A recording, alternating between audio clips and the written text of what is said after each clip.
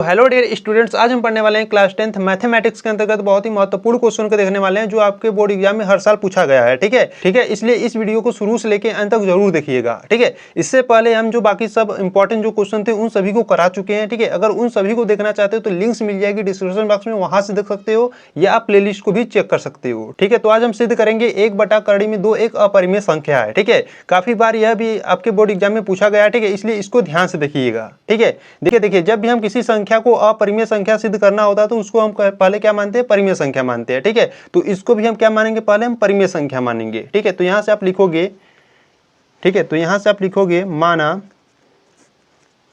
माना कि 1/2 एक क्या है, परिमेय संख्या है, एक परिमेय संख्या है। ठीक है, इस प्रकार से मानोगे।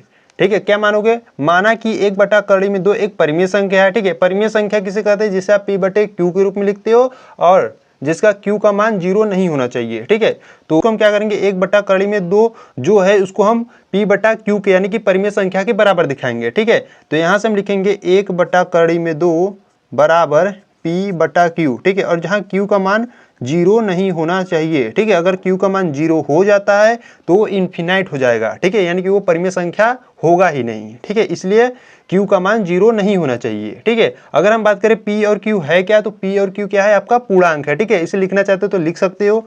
ठीक, तो यहां से लिखोगे जहां P व Q कोई क्या है, पूर्णांक है,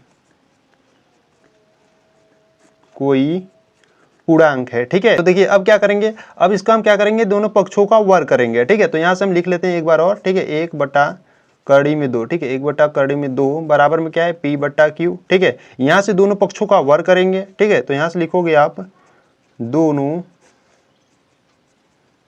पक्षों का वर्ग करने पर, दोनों पक्षों का वर्ग करने पर। ठीक है, तो दोनों पक्षों का जब वर्ग करोगे तो क्या हो जाएगा, 1/2 का वर्ग बराबर P/Q। ठीक है, और इसका वर्ग कर दो।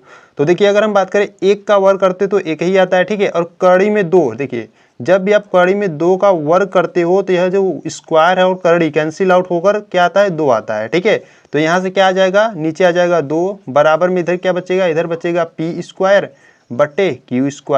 ठीक है, तो इसको अब हम क्या करेंगे, देखिए Q² का गुणा 1 में करेंगे। ठीक है, तो Q² का गुणा 1 में करोगे तो क्या आ जाएगा, Q² बराबर 2 का गुणा P² में करोगे तो 2P² हो जाएगा। ठीक है, तो इसको क्या करोगे, इसको आप समीकरण नंबर 1 बना लोगे अभी के लिए। ठीक है, तो अगर हम बात करें, देखिए यहाँ पर जो 2 है, ठीक है, यहाँ पर जो 2 है गुणा में है, जैसे ही इधर पक्षांतर करोगे तो भाग में आ जाएगा। यानी कि जो 2 है वो किसको विभाजित कर रहा है, Q² को। ठीक है, देखिए कैसे, अगर हम बात करें यहाँ पर है आपके पास Q² बराबर 2P² है। ठीक है, तो अगर हम बात करें 2 इधर गुणा में इधर लाएंगे तो क्या हो जाएगा, भाग में, यानी कि बचेगा Q²/2 हो जाएगा, बराबर में P² बचेगा। ठीक है, यानी कि आप कह सकते हो कि जो 2 है वो किसको विभाजित कर रहा है, Q² को। ठीक है, तो ठीक इसी प्रकार से आपको यहाँ पर लिखना है। ठीक है, तो यहाँ से लिखोगे अतः 2, ठीक है, अतः जो 2 है वह किसको विभाजित कर रहा है, Q² को विभाजित कर रहा है। ठीक है, Q² को विभाजित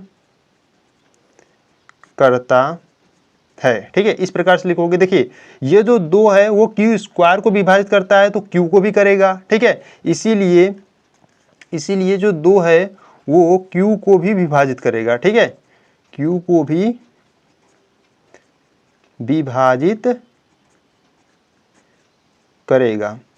ठीक है, और इसे आप समीकरण नंबर 2 बना लोगे। ठीक है, इसके बाद क्या करेंगे, इसके बाद आपको मानना होगा। ठीक है, तो यहां से आप लिखोगे अब माना, क्या मानोगे, मानोगे जो Q बराबर आप कुछ भी मान सकते हो। देखिए यहाँ पर आप सिद्ध कर रहे थे कड़ी में 2। ठीक है, तो यहाँ पर आप कड़ी में यानी कि 2 से रिलेटेड मानोगे। ठीक है, यहाँ पे लिखोगे Q बराबर 2 और यहाँ पर कोई भी पूर्णांक मान लो। ठीक है, जैसे मान लेता हूँ K। ठीक है, K क्या है, कोई पूर्णांक है। ठीक है, इसे भी लिख लेते हैं, जहाँ K क्या है आपका, जहाँ K कोई पूर्णांक है। ठीक है, जहां K कोई पूर्णांक है। ठीक है, तो ये जो Q का मान माने हो, ठीक है, ये जो माने Q बराबर 2 के, इसको आप समीकरण नंबर 1 में रख सकते हो। ठीक है, तो यहां से लिखोगे आप Q का मान Q का मान समीकरण नंबर 1 में रखने पर। ठीक है, तो समीकरण नंबर 1 है क्या? समीकरण नंबर 1 की बात करें तो समीकरण नंबर है क्यू स्क्वायर बराबर 2p स्क्वायर है। ठीक है, देखिए समीकरण नंबर 1 है क्यू स्क्वायर बराबर 2p स्क्वायर। ठीक है, तो यहाँ से लिख लिए और हमको देखो q बराबर क्या रखना है 2k। ठीक है, तो q के स्थान पर हम क्या रखेंगे 2k रख दिए। ठीक है, स्क्वायर है तो स्क्वायर लगा देते हैं और बराबर में क्या है 2p स्क्वायर। ठीक है, तो इसको हल करेंगे। देखिए 2k स्क्वायर यानी कि 2 का स्क्वायर की बात करें तो 2 का स्क्वायर होता है 4। ठीक है, और k स्क्वायर हो जाएगा यहाँ से बराबर में 2p स्क्वायर है। ठीक है, यहाँ से अगर हम बात करें देखिए 2 एक कम 2, 2 दूना 4 यानी क्या बचेगा 2k स्क्वायर बराबर p स्क्वायर बचेगा। ठीक है, तो देखिए यहाँ पर भी जो 2 है वो किसको विभाजित करेगा अगर हम बात करें तो यहाँ पर 2 गुणा में है, जैसे उस बगल पंक्षांतर करोगे तो क्या हो जाएगा बट्टे में यानी कि भाग में हो जाएगा, यानी कि p स्क्वायर को विभाजित करेगा। ठीक है, तो इसको आसानी से समझने के लिए यहाँ पे देखो, देखिए यहाँ पर आपके पास है 2k स्क्वायर। ठीक है, बराबर में क्या है p स्क्वायर। ठीक, ये 2 जो है गुणा में है, जैसे उस बगल भेजोगे तो क्या हो जाएगा भाग में, यानी कि k स्क्वायर क्या बचेगा p स्क्वायर बट्टे 2 हो जाएगा। ठीक है, यानी कि जो 2 है वो किसको विभाजित कर रहा है p स्क्वायर को भी विभाजित कर रहा है। ठीक है, तो इसी प्रकार यहाँ पर भी लिखोगे। ठीक है, तो इसी प्रकार यहाँ पर लिखोगे, जैसे ऊपर आप लिखे थे ना इसी प्रकार से आपको लिखना है। तो यहाँ से आप लिखोगे अतः 2 जो है वो p स्क्वायर